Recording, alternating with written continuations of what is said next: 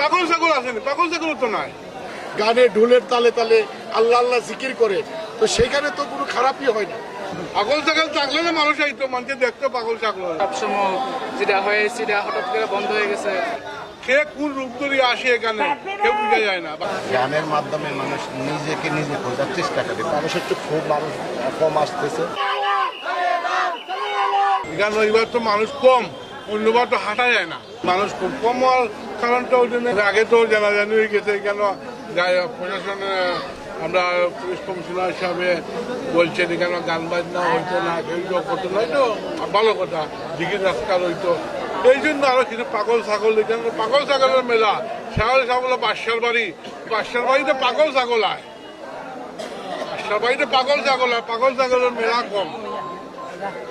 মায়ার তো পাগল ছাগলের লাগে। দইল গান বাজনার জন্য আরো 3 ভাগ মানুষ হলো না, গান বাজনা নাই, মানুষ হয় নাই। আর এবার গানটা যাই না, আল্লাহ ভালো জানেন, শাহজাহান রহমতুল্লাহ ভালো জানেন কেন গান হচ্ছে না। মানুষের তো খুব মানুষ কম আসতেছে। আল্লাহকে পাওয়ার জন্য যেগুলি অলি আল্লাহর শানে হয়, যেগুলি রাসূলের শানে হয়, এগুলো অবশ্যই হোক। গানে আপত্তি, এটা আসলে ভুল তথ্য, ভুল জানা দরকার। ইসলাম হচ্ছে জানার বিষয়। আমি বিশেষ করে বলবো, গানের পক্ষে হাজারো দলিল আছে, হাজারো দলিল। কোরআনের সূরা লুকমানের যে আয়াতটুকুকে টেনে এনে গান বাজনাকে বন্ধ বা গান বাজনা হারাম বলা হয়, এই কথাটা আসলে এমন যে গহিত, যে খারাপ, যে এই গান বাজনার মধ্যে কাম উদ্দীপনা আছে, খারাপের উদ্দেশ্যে করা হয়।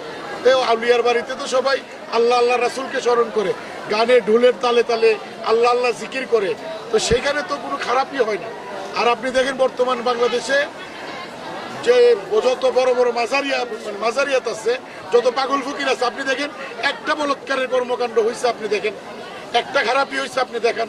কিছু দুষ্ত্রুটি থাকতে পারে, কারো ব্যক্তিগত দুষ্ত্রুটি থাকতে পারে, কেউ সিদ্ধি খাইতে পারে, কেউ এই ধরনের কর্ম করতে পারে, এই জন্য আপনি সামগ্রিকতাকে দোষ দিতে পারেন। তো মানুষের মনে তো একটা কষ্ট থেকেই যে সবসময় যেটা হয় সেটা হঠাৎ করে বন্ধ হয়ে গেছে, এতো মানুষের মনে এটা একটু কষ্ট আছে। আমরাও আসি, সবসময় আসি শাহজালাল মাজারে, 360 জনের একজন উলিদের সম্রাট যেটা মনে আর কি। আমরা এখানে আসি আত্মার হুরাকের জন্য। আর গান তো একটা আত্মার হুরাক, গান বাজনা সামা এটা একটা আত্মার হুরাক।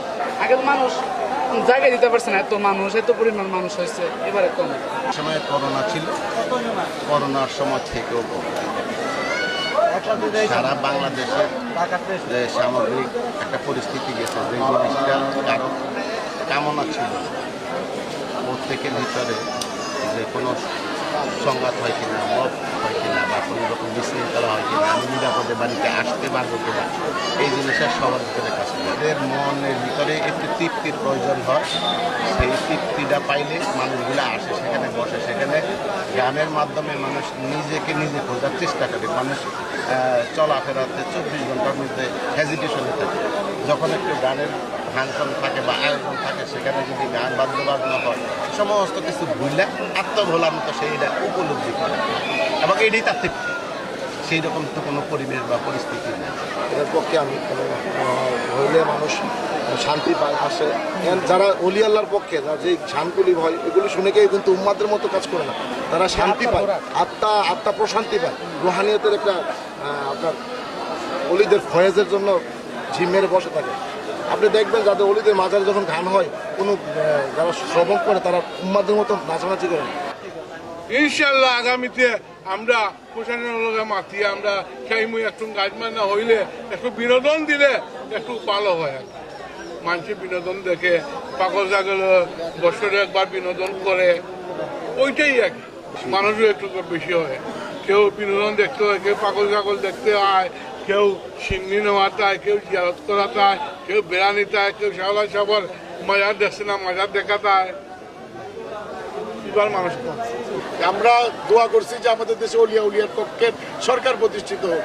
বর্তমান প্রধানমন্ত্রী তো আমাদের অলিয়া উলিয়ার পক্ষে, উনি কয়েকবার মাজারে আসছেন, ওই দিনও আসছেন, এবং ওনার তাবারুকের এবার একটা গরুও ওইখানের মধ্যে উনি পাঠাইছেন। আমরাও গিলাফও চলাইছি। আমরা ওনার কাছে এটা দাবি করব যে আমাদের প্রাণের দাবি, যে বাঙালির ঐতিহ্য, সংস্কৃতির ঐতিহ্য সিলেট এবং আমাদের নানান অঞ্চল আছে যেখানে গান এবং ইসলামের মধ্যে গান হোক, এখন আমরা তো গহিত গান বাজনা করি না, আমরা গানের তালে স্রষ্টাকে খুঁজি, আমরা গানের তালে রাসূলকে খুঁজি, পাক পাঞ্জাতনকে খুঁজি, মুর্শিদকে খুঁজি।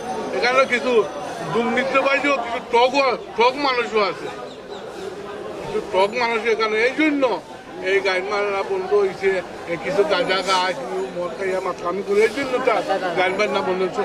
যারা গান বাজনা করে এরা তো আশিকান, আর যারা গান বাজনা করে সবাই কিন্তু মদ গাঁজা খায় না, সবাই মদ গাঁজা খায় না, কিন্তু 2-100 জনে খায়, 10 জনে খায়, 90 জনে খায় না। কিন্তু এই 5 জনের 10 জন লাগে গান বাজনা বিনোদনটা বন্ধ হয়েছে।